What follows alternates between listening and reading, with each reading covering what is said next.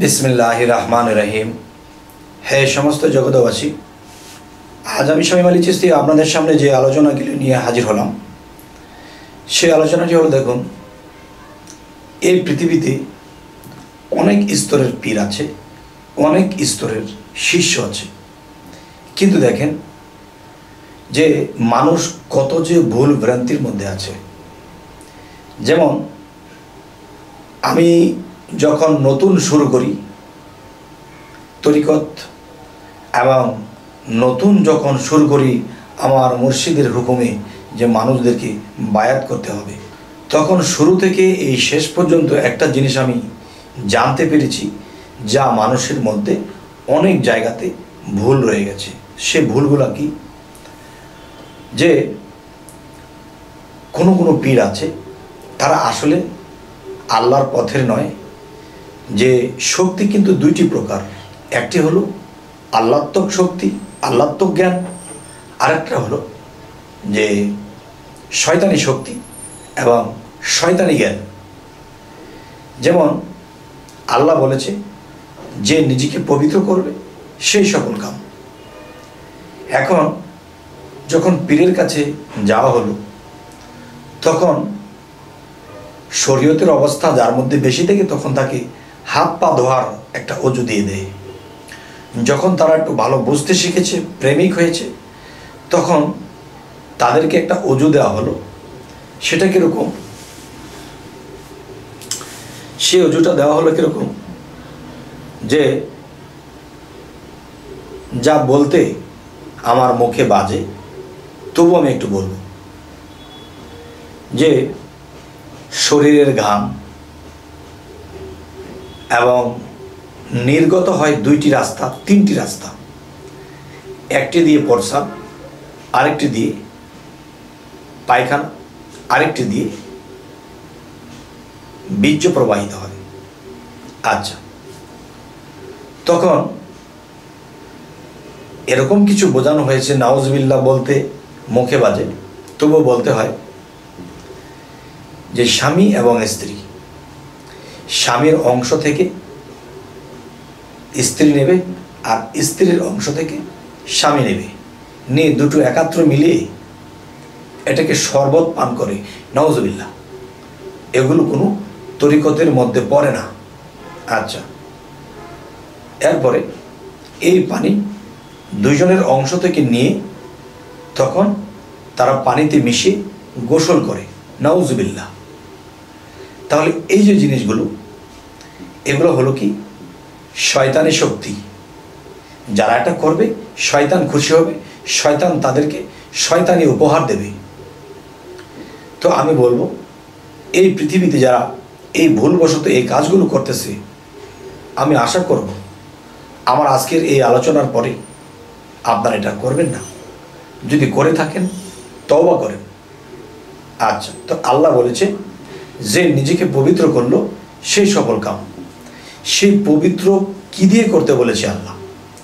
প্রথমত শরীয়তের মধ্যে পানি দ্বারা অজু, এটা সবসময় লাগবে। কেননা আপনার শরীরের একটা স্থানে যদি ময়লা লেগে থাকে তখন কিন্তু এই ময়লাটা থাকা অবস্থায় আপনার খিতখিত লাগবে, ভালো লাগবে না। তখন আপনি পানি দিয়ে পরিষ্কার করে ফেলবেন, গোসল করে ফেলবেন, অজু করে ফেলবেন। আচ্ছা, এটা হলো একটা বিষয়। তাহলে আল্লাহ যে পবিত্র হতে বলেছে, যে আল্লাহ তো মহাপবিত্র আর আমরা তো শুধু পবিত্র আমাদের হতে হবে। সেই পবিত্র হতে যে কথাটা আল্লাহ বলেছে যে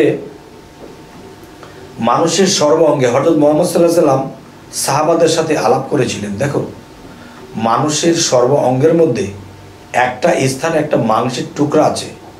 এই মাংসের টুকরাটা যার পবিত্র, তার সর্ব অঙ্গই পবিত্র, তার আত্মা সহকারে পবিত্র। আর সেই মাংসের টুকরা বলা হয়েছে, কিন্তু সেই জায়গাটি কোথায়? সেই জায়গাটি হলো কালবে। এই কালবের স্থানটি যার পবিত্র, তার সর্ব অঙ্গ তার জবান সহকারে পবিত্র। সুবহানাল্লাহ। তাই বলবো, আমরা যারা এই কাজগুলো করতেছে এগুলোর মধ্যে অবশ্যই একটা শক্তি আছে। সেই শক্তিটা হলো কি? শয়তানি শক্তি, যা আল্লাহর বিরোধী কাজ। তাহলে পৃথিবীতে এমন শিষ্য, এমন পীর আছে যা এগুলো করতেছে। সেই দিন আমার এক ভক্ত এসে বলতেছে, বাবা, জীবনে যা বিশ্বাস করার মতো নয় আমি তাই দেখে এসেছি। কি দেখেছো বাবা? যে আমাদের এই বরপা গাউসিয়া, এখানে দেখলাম যে পীর সাহেব বসা আছে। পীর সাহেব গাঁজা টানতেছে, অর্ধেকটা খেয়ে তার ভক্তকে দিয়েছে, আর বলতেছে নে প্রসাদ খা। নাউজুবিল্লাহ। এখানে মান্য গিন্ন নেই, নিজে খাইতেছে গাঁজা এবং ভক্তকে দিচ্ছে। তাহলে এটা কি হচ্ছে?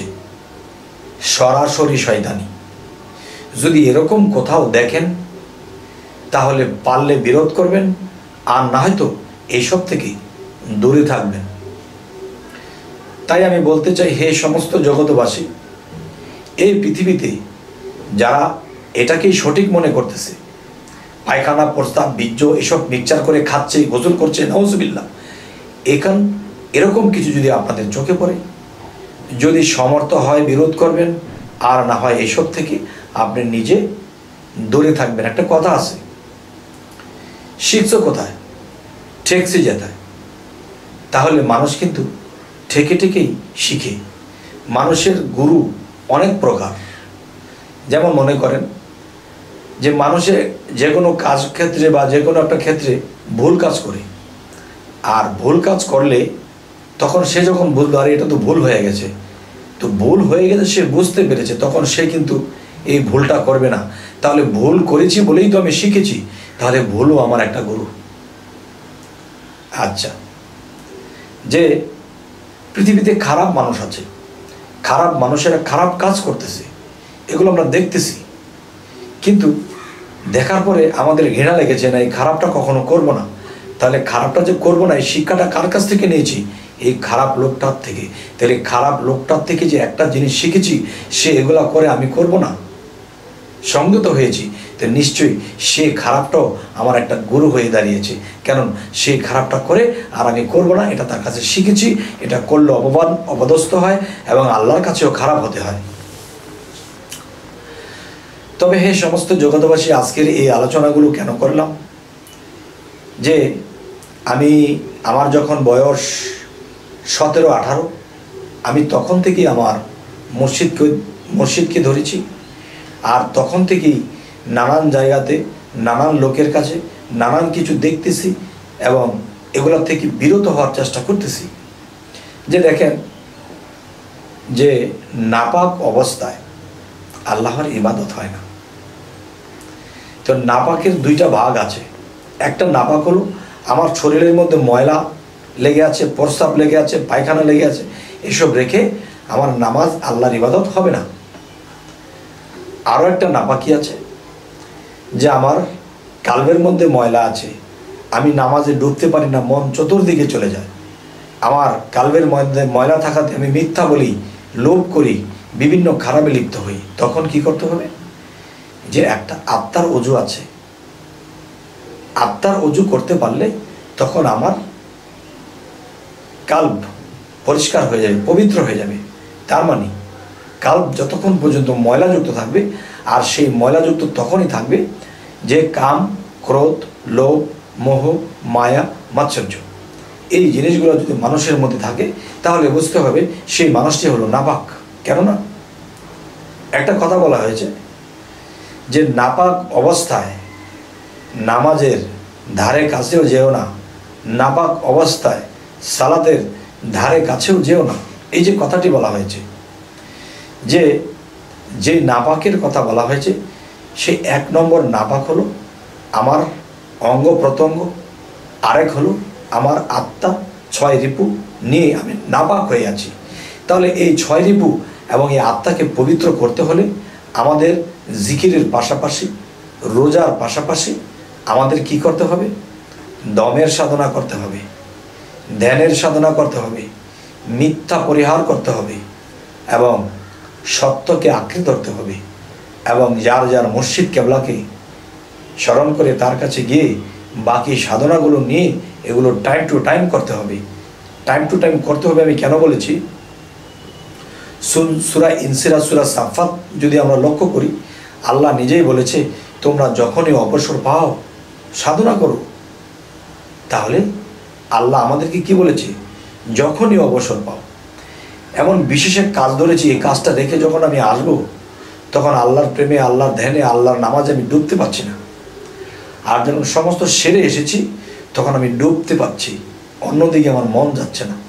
তাই আল্লাহ বলেছে যে নিজেকে পবিত্র করলো সেই সফল কাম। তাহলে নিজেকে পবিত্র করতে হলে আমি একা একা পারবো না, আপনি একা একা পারবেন না। এই পৃথিবীতে যে নিজেকে পবিত্র করেছে ওরকম পবিত্র মানুষের কাছে, একজন কামেল মুর্শিদের কাছে অবশ্যই যেতে হবে। আচ্ছা, তো আজকের এই আলোচনা এই জন্যই করলাম যেন বহু তরিকত পৃথিবীতে আছে, বহু শিষ্য ভক্ত আছে, এরা কিন্তু এই খারাপটাই সঠিক মনে করে, সত্য মনে করে এই খারাপটাকেই আঁকড়ে ধরেছে। নাউজুবিল্লাহ, যেন এইসব পথ থেকে ফিরে থাকে। এই জন্য আমি আপনাদের কাছে এই কথাগুলো বলার চেষ্টা করলাম। তবে হে সমস্ত জগতবাসী, সামনে আপনারা কী ধরনের আলোচনা চাইছেন অবশ্যই জানাবেন, এবং আমাদের এই চ্যানেলটিকে সাবস্ক্রাইব করে রাখবেন, পরবর্তীতে যেন ভালো আলোচনা এনে দিতে পারি। তো সকলেই ভালো থাকবেন। আল্লাহ হাফিজ।